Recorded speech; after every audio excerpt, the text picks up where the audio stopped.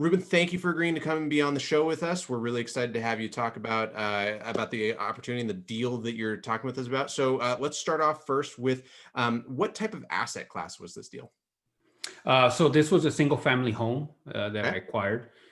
It was a pre-foreclosure situation, and kind of how I came about that foreclosure or pre-foreclosure situation was I had just kind of Googled here I live in San Antonio, so the Bexar County website. I just started looking for. I just Googled Bexar County foreclosures, and Oh, cool. a website popped up, and I clicked on that and just started doing a little bit of research because I had never really looked into it. And since I already had, I think at the time I had already four properties. Okay. I kind of know the areas that I like to invest in, so I specifically was looking in those areas.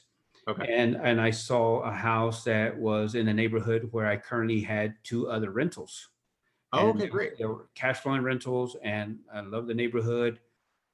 It was actually the same neighborhood where I acquired my first property 4 years ago. So I knew it pretty well. I knew the values of the home. I knew Okay. the rent comps. So I was pretty familiar with that specific neighborhood and all the comps that come with it, whether it's the fair market value and the rent comps. Sure. Okay. So, No, so that's okay. great. So you knew the neighborhood, you knew the market, you'd already purchased in that neighborhood. You found a pre-foreclosure list that you were looking through it by just Googling, which is Yeah, great. So, not buying lists, just finding the lists. right. And so you find the property. What's the next step? So I actually found like four different properties in the Oh, areas that I wanted to invest in, and so I wrote it. I sat down, typed up a letter, and actually hand signed it, and I sent it. I didn't get a response at the time. I was living out of town. I was down in South Texas in McAllen, and that weekend I drove up to San Antonio because we have family in San Antonio, and I went and door knocked at these addresses. really? No one answered, surprisingly, right? But hey, that was okay. I left my business card and I left a little note that was interested in their property. And lo and behold, one of those residents gave me a call in the middle of the week and said, "Hey, we got your card, we got your note. When can we talk?" I Nice. said, "Well," and they wanted to meet in person. I said, "I'll be there Saturday." So we made those arrangements. I drove back up to San Antonio and came straight to that house. Again, I had already done my homework on that property because like I said, I already knew kind of the values. I looked up the square footage on the appraisal website for the county, and I was able to figure out right away what the appraised value or the value of the home market value should be. Okay. And the only thing I did not know if what was the condition of that home. That was the unknown, right? So at this point, do you have a strategy going into this? Are you thinking? I guess are you thinking you're going to buy and hold this? Are you thinking that you're going to? Do you Buy and already? hold. Okay, so you've already got it planned. I own 3 other properties in this neighborhood. I'm definitely buying and holding this thing. Right, right. So, and obviously the goal is always to try to do at least the 1%, right? The 1% rule. Now, buying off of MLS, I haven't, I bought the other two off of MLS. The Okay. first one I did acquire the 1%, actually a little bit above the 1%. The Nice. second one that I acquired, I did not. I was probably at 0.9, Oh, okay. you know, so not quite the 1%, but it's above the 1% today. Oh, okay. Yeah. So, With yeah. NOI and all the other sort of stuff, you got it to where you needed it to be. Oh yeah, it Good. definitely actually is doing real well now. Great. Again, like I said, so I came up to San Antonio, met up with the owners of the house, and obviously, out of respect to them, I wasn't about to say, "Hey, I know you're kind of in a bind." Obviously, that's a very Right. sensitive situation, so I wanted to respect them, and I just said, "Hey, I'm interested in your property. I'm just asking to see if you're interested in getting rid of it." Okay. And they're the ones that kind of said that they were in a certain situation, financial situation, and they were looking at needing to get rid of it, and time was of essence for them. and because of the fact that there was, I think it was missing some flooring. The carpet had been taken out and it was just bare concrete. Oh, okay. Right. So, and they didn't have the money to fix that. And really, that's all that was wrong with it. That's all that was wrong with it. So, so I asked him, I said, well, what are you trying to get for the house? You know, I'm just curious what it is that you want for the home. I said, because as an investor, I have a price in my mind, and from an investor perspective, Sure. there's a certain number that I have to work with. And if it works for you, great. If it doesn't, I totally understand. I respect you, and I'll move on. So I said, but I'd like to take a look at the house first. So I took a look at the house, and like I said, it was just the carpeting that had been taken out because they had had a leak, and the refrigerator had. I think there was a problem with the refrigerator at the time, and some water leaked and got the carpet wet. So they just cut it out because I guess it was just too wet and Sure. destroyed it. So after I toured the house, I'm like, man, this is great. This is easy. You know, just replacing the carpet completely is going to be an easy task. Now, single story, two story? Single story. Single story. Okay. Single story. It was a 4-bedroom, 2-bath house. Oh, wow. Okay. Yeah. So it was a nice home, and it had a real nice tough shed in the back. I think it's like a 10 by 12. So it's pretty big. Oh, very cool. Yeah. So that was good to see back there. Okay. And obviously they were not going to take that. So we started talking numbers, and I told him, hey, this is the price that I can offer you. And I said, but at this price, whatever I have to pay to get you out of this foreclosure, obviously we have to subtract that. And then whatever's left over is yours, depending on what your balance is. And obviously they had they couldn't be upside down, right? Because then that wasn't going to work. So fortunately, they did have equity in the house. Okay. So when I gave them that price, to me, I was acquiring that property at about 45 to 50 grand in equity. Okay. So that was my target number. And so they agreed to it. I broke it down for them, kind of just wrote it on a piece of paper just to give them an idea how this was going to work. Sure. And they ended up having $17,000 still left in equity. Wow. So they walked away with that money. Oh, that's great. Yeah. Especially to somebody in a situation like a pre-foreclosure and stuff where they're not in the best situation. Right. And here's the thing. I was a little nervous myself because I'd never done that. You know, I had bought all my other properties off of MLS.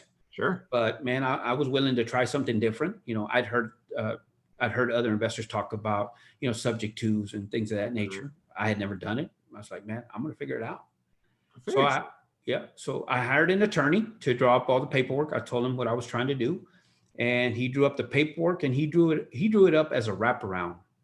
Oh, okay. Yeah. So the agreement with the sellers was that they would need to hold the lien in their name for up to 12 months. I needed up to 12 months for me to refinance. And I needed that time simply because I was in the middle of another deal. Oh, okay. I was already under contract, and I just got under contract. So I still had about 30 to 40 days before I was going to close on that property. Sure. So this came about, and now I'm a little nervous. How am I going to do 2 deals at one time? Well, the money I did have was already committed to the house that I had under contract. Sure. So I didn't have any more money, so at least not to invest in. So what I did is I knew I had another property that I'd purchased 2 years before that, and I bought it with I think $35,000 in equity when I acquired the property, and I knew it had already appreciated. So I had about 80 grand, I think, in equity at the time. So I did a cash out refi, and I ended up pulling out 40 grand. And with that $40,000, I was able to acquire this property. The owners were, I think, 7 or 8 months behind. So I had to make that payment up front to stop the foreclosure. Sure. Right.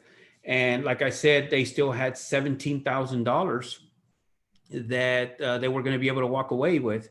But the agreement was that they would get $8,500 up front, Okay. and then they would get the other $8,500 when I refinanced. And again, all this was written up Yep. and signed. We went to a title company, acted as a notary. She did all the paperwork for me. So, And so, how did you find the lawyer that wrote this up for you? Was man, this I just called. I you just just, called? I just called an attorney. I just Googled real estate attorney, Hey, and Google seems to have been the winning factor in this deal. yes, yes, and that's what I did, and he wrote it up for me. Oh, that's awesome. Yeah. Okay. All right. So, I want to go back a couple of steps before we get Sure. to the end of it. So you walk into this home, you talk to this couple, you take a look, and this might seem like an obvious question, but how did you know that, yes, this is a deal? I think you may have already said it, but I just want to make sure people hear it. Is you knew it was a deal because Well, I knew the rent comps for this property was going to be at least 1550 or above. okay. And my target price was around the 150, and the offer was 152. So when you made that offer, you said that this was, you knew your market, you knew what your strategy was, you knew buy and hold. So in your mind, this is buy and hold. I'm turning this into a rental, and 152 is going to be my 1% rule. Oh yeah, yeah. Okay, great. Mm-hmm. Awesome. Okay. So you get a lawyer, they do the wraparound, you talk to the title, everything's going good. You have that problem that every investor wants, which is I've got too many deals and too many, offers going out at the same time. And so once you do that, you're working on the first one. How do you get to closing on this? On the refinance or on Yeah. the So at this point in the story, you've paid them their 8,500 up front. You told them I'm going to get your other 85 once we get to closing. Okay. You've pulled out your cash from one of your other properties, so you've got cash in order to do the refi on. What happens next? Okay, so let me back up a little bit so I can clear it up a little bit. Sure. So when we came to the agreement on how we were going to do this transaction, we went to the title company, and at that point, they deeded the property over to me because I needed to make sure that the property was going to be in my name. Right. So that was the initial, I don't know if the proper word is closed, but that was the day that it was deeded over to me. Okay. They followed me to the local credit union. That was pre-COVID. And yeah, this was in Remember when we January. used to be able to do things like that? Yeah, this was pre-COVID. It was in January, and they followed me to the local credit union. I had their statement from their bank, which was Wells Fargo, that had all the instructions, the wiring information, where the money had to go to stop the foreclosure, had all that information right there. And right there in front of them, at the teller, I said, hey, I need to wire. And it was $7,500 or so. I said, I need to wire this money right here to this account, blah, blah, blah. And they got it done. I said, now I need a cashier's check for $8,500. So at that moment, they walked away with $8,500 plus their back payments were paid for. The property was already in my name at that point, but the financing or the mortgage was still in his name. Got it. And that $8,500 was for them to, start making arrangements to move out and find another place to go. Sure. And which is a great point. So you at this point have the deed to the property. You've stopped the foreclosure process. What were your terms on them getting out? So we had talked about that before we did all this, and they said, hey, we need about 30 days. I said, okay. All right. Now, I think one of your questions was, what would you have done different? I think I would have pinpointed an exact date because they kind of pushed it. They pushed it back like a week. It was not the end of the world, but I just didn't want it to continue and continue. Sure. And continue. So yeah, like it's got to be. So you said you did this beginning of January. So like February 14th, guys, you're done. You're out. Right. Go spend Valentine's Day somewhere else. Like it's not right. And it happened a week after that. So no big deal. It wasn't the end of the world. That's why I held on to that second half as well. Right. So that was kind of that little motivation to get going, do what you need to do so I can acquire the property, so I can start working on getting it refinanced. Okay. So, so they move out, and at this point, are you still in the working on the wraparound refi process? Yes. Okay, So when we did the wraparound, the agreement that the attorney wrote up was the wraparound. That was the agreement that I took it to title, and great. that's where we processed all the paperwork. Okay. Right. Um, I was a little nervous because I didn't know how Wells Fargo was gonna respond to that. You Yeah, know. because I mean, I haven't had any experiences with doing any foreclosures personally, but I know that that's always one of the pitfalls of, is the bank essentially going to say, no, your cash is all due once you change title, and here we go, and we're off to the races, and we don't Right. care what the arrangement is. Right. So my plan was, hey, I'm going to make the payments, obviously, right? I don't want to raise any red flags or anything like that. And Right. also my goal was I need to get this refinanced as soon as possible. I'm not going to wait 12 months. And I didn't. About mid-May or towards the end of May, I went ahead, got it refinanced, and now it's 100% in my name to Got include it. the mortgage. Wonderful. Yeah. Okay. So I don't So have to worry about that anymore. great, which is, yeah, that's the Yeah. last thing I want to worry about, especially having, their name potentially tied to a property Mhm. that you're owning, that sort of stuff. So, and then is this the point where your buy and hold strategy took a turn? Uh, Yes. as So what you're doing? actually, so that was, we did the transaction. We deeded the property over in early January, mid to third week in February. They move out. So the property was, after it was vacant, I started the renovation. I had it repainted completely on the interior to make it one solid color. And then I took out all the carpet and had vinyl plank flooring installed. Oh, nice. Okay. So that didn't take very long. That took like a week. Sure. It didn't take very long at all to do all that. And well, about mid March, I was notified that my job allowed me to transfer back to San Antonio. Oh, great. So I transferred back to San Antonio, and my previous home had been rented out already. So I didn't have anywhere to go. So I told my wife, hey, well, we got a vacant property. And I had like 14 or 15 people lined up that wanted to see this house. And I kept stalling them because I knew that it was going to be very, very soon before I knew whether or not I would be able to come back to the San Antonio area. Sure. So I kept stalling them and stalling them. And sure enough, I did get the transfer. And at that point, I just took it off the market, and me and my wife and my family moved in, and we're here currently. So we just closed on 3 acres of land about a month and a half ago. Oh, And wow. our plan is to build our forever home over there. Oh, very cool. But in the meantime, we're here.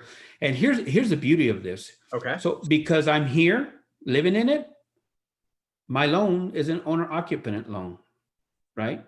So therefore, the interest rates are lower Right. versus an investment loan, Sure. right? And there's really no money out of pocket because the thing appraised at 190,000. Oh, wow. Yeah. Okay. So you paid 152, and the appraisal comes back on the refi, and they're like, oh yeah, 192, easy, all day long. Hmm. Hmm. Great. Right. And so I mean, it worked out great. It worked out real good. Very cool. So your strategy is has just been put on hold a little bit because you're taking advantage of an investment property you own to stay in it while you guys are building your forever home. And then once you're out, again, you've got tons of equity sitting in this thing. You know your market and what you're going to get there. You already had people lining up, literally, waiting to get in. So you're not worried about turning it into a rental and getting people in. So that's awesome. That worked out great. Right. And here's the thing, Michael, I have another property that's just slightly smaller than this one. Okay. And it's gonna come vacant in December. And I put it on the market and I got it listed at 1650.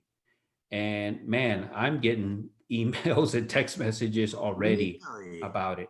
So I tell you, it's a great neighborhood. It's close to downtown. It's close to, some major retailers. There's a Fort Sam, which is a Army post, is here. There's SAMC, which is the San Antonio Medical Center, is about 5-10 minutes away. It's just in a great location. Downtown is about 10 minutes away, so it's just in a great location. Got it. So I'll dig into the rental numbers here in just a bit when we go number diving. But you already started to answer one of the. You might have even answered both of these questions already. Hmm. So what you did for the first time on this deal was the wraparound. Hmm. Got it. That's Okay. correct. And then knowing what you know now, I think what you said earlier is that what you would do differently is in that agreement with the sellers is say, hey, you can have 30 days, but this date is your 30th day of when I got to have you guys out. Right. Yeah. And if not, then I would have to start charging something, and that's going to be deducted from that second half of that money that they had coming to them. Great. And that's great for you because you Hmm. don't have to actually go collect anything. You're like, well, I'm just going to start taking it off the top of this other money that I owe you guys. So, if you want to get all of it, you gotta Right. move. Right. Right. Very cool. Okay. So this is the part where we're going to really just run into the numbers and stuff. So purchase price on the property was 152,000. 152,000. Okay. Renovation costs. Let's see. I think I paid like $1,200 for labor on the paint, and I spent maybe $300. So that's about $1,500. And then on the flooring, I think I spent $3,100 on the flooring. And then I spent an extra $1,000 to get it installed. So about $4,000 total. Yeah. So I mean, all said and done, I mean, geez, you're, not even Yeah. 3% on rehab. I mean, that's not Yeah. bad at Yeah. all. No. Other miscellaneous expenses in this transaction, the lawyer. The lawyer was $900. Hmm. Okay. Um, and again, you didn't have to buy a list because you just went and found it on Google Hmm. and went looking. And then where are you hoping when you guys have your forever home built? You've already know that you've got a nearby property that's smaller is going to go for 1650. Uh, Obviously we don't have a crystal ball, so we don't know, when you guys are 2 years out from, having the Hmm. home built and stuff. But if you had to rent it today, what are you hoping you'd be able to make on it? 1650. Okay. Which Hmm. again easily is the 1% rule for you, and so Oh you're yeah. cash flowing on this all day long. And my mortgage, Michael, is 1,005. Man, so you're already cash flowing even with set asides and all that sort of stuff. That's Hmm. awesome. Now, are you do your own property management? Yes, I do. Okay, so even more money in your pocket there. Hmm. Great. So let's see. Now, one thing that you did point out that I want to make sure that you address for some people that are thinking about doing house hacking or stuff like that is you currently have an owner occupied loan on the property. That's correct. What is going to change when you guys choose to move out if that is sooner than you think it is? Is there going to be any impact for you guys? As far as As far as on the loan, do you have to be forthright and forthcoming and say, hey, I've changed this to an income property or done, any of that sort of stuff? I mean, I didn't get into the deal with the intent to change the terms. I mean, if the situation changes, circumstances changes, that's just life. But I think you're required to be in it at least a year. I mean, Sure. and heck, we're already 5 months into it. So before you know it, I'm not going to have my house built in 5 months. So Yeah, that's not even going to be a factor right now. What I'm dealing with, the dilemma I'm dealing with is, all right, it'll by the time that my house is built, I will have been in this house for 2 years. So should I go ahead and sell it and take that capital gains tax free and apply it, to another property, or should I just hold on to it and because I know it's going to cash flow very well? sure. Now, when you're, I guess, so far it sounds like the 4 or 5 properties you have, you haven't really turned any of them that, so you haven't had to think about capital gains tax and stuff. No. This might be getting too into the weeds for some folks, but are you also planning on possibly doing a 1031 with any of these instead of straight up sale? Not at the moment, because kind of my current goal is, aside from getting my house built, I've always had a goal of acquiring at least 10 properties, right? Because my understanding is Fannie Mae kind of limits you at 10 properties Sure. per person, right? Right. So that's kind of my thought right now is acquiring 10 properties. And then at that point, right now, what I'm thinking is I'll take all the cash flow from all those 10 properties and attack the lowest balance and just do the debt snowball, and get rid of one loan Now I only have 9 financed. Sure. Maybe I can acquire another one, and I don't know how Fannie Mae will look at that. I'll figure that out at that Yeah. point. And who knows, maybe things will change by then. Yeah. Well, I remember there's a guy that helped us get started up at our meetup. His name is Roger Wilson. And I talked to him a long time before I ever got into real estate. And he was like, yeah, I had this goal. I wanted to own 10 homes because I figured if I owned 10 homes and I owed them free and clear and everybody paid me $1,000 a month, then, I'd be set. I wouldn't have to worry about anything. Mm-hmm. And I think today Roger owns well over 500 properties. So, Wow. it's one of those of like, yeah, as you said, like goals change, life happens. You decide you get good at something. Right.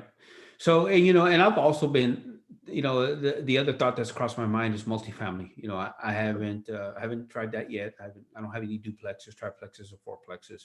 So if I do decide to go in that direction, it'll be no more than 4 units, just simply because, once you get into 5 and above, it's completely different type of loan products and things like that. Well, yeah, you're into commercial lending, you're into, lots of other paperwork and statements and all that sort of stuff. Right. And yeah, makes total sense. So, cool. Well, Ruben, thank you so much for sharing this. If people want to connect with you, if they want to talk to you more about your deals, if they're interested in the San Antonio market, if they just want to hear more stories from you, what's the best way for people to connect with you? So I have a website, and it's www.sanantoniorealestateinvestors.com. Again, that's www.sanantoniorealestateinvestors.com. I'm also on Facebook, and I'm on Instagram, so they can send me a message there as well. Very cool. And no weird spellings or anything for Facebook and Instagram? Well, it's Ruben Galindo, brokered by San Antonio Finest Realty. And then it was just, I think on Instagram is Ruben G _REI or something like that. I can't remember. It's something like that. No worries. We'll just notes, and everybody can just click on it. We'll go from there.